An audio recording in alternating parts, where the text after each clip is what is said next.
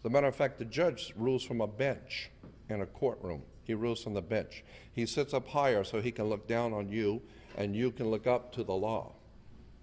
And he sits on a bench. The word bench is simply a Latin word for a bank, so he rules for the bank. This is why he wears a black robe. But because the black robe in ceremonial black robes represent the planet Saturn. Saturn is the god of law, order, and banking. The inhibitor, the one who can put you in jail, can inhibit your business. Saturn. He's referred to as Lord of the Rings. Hollywood's still making movies about Lord of the Rings, and Americans just love it and have no idea in the world what they're looking at. They're telling you something, but you're not listening. So Saturn is the Lord of the black robe. Judges wear black robes. Catholic priests wear black robes. Rabbis wear black robes. Used to, kids graduating from high school and university wear black robe. Black robes are the robes of the planet Saturn. Saturn color was black. The god Saturn in the ancient Phoenician world was referred to as El, E-L. This is why if you're continuing today to worship the planet Saturn, you become known as an elder. How did you get to be an elder? You got elected with elections. Because you were elected, now you're one of the elites. You have become elevated. Consequently, words and terms are very, very interesting.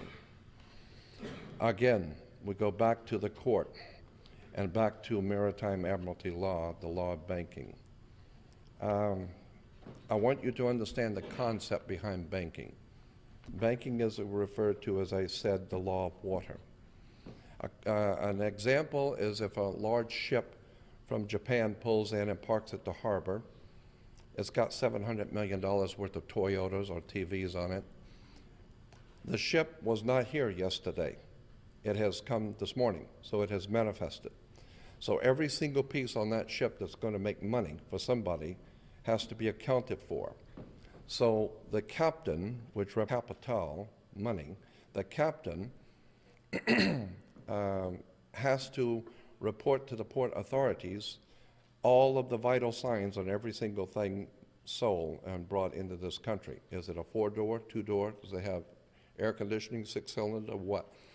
Every single piece has to have what is called a certificate of manifest, because it wasn't here yesterday, it's manifested. So you have to have a certificate of manifest with all the vital signs on it. Why? Because it's money, and it has to be kept track of. And when the ship pulls in and parks, it sits in its berth. All ships are referred to as she. There's a reason why. The ship sits in her berth, and it's tied to the dock. Consequently, these items are coming in on water. Money is changing hands. Maritime admiralty, banking law. Now, it's a curious fact that, in point of fact, when you were born, you came out of your mother's water. Her water broke. You came down the birth canal. And when her water broke, you came out and you were birthed, because the ship sits in her berth. It's birthing a ship. And consequently, you have to have a birth certificate. And if you're taking a car off the ship and it drops and falls, now you've lost money. But that's all right, because the system allows for breakage. So you have to have a death certificate signed by the dock. The dock has to sign your death certificate, right? So you need to understand that you are a maritime admiralty product. You came out of your mother's water. You are a human resource. You need to understand the way banking and world government works.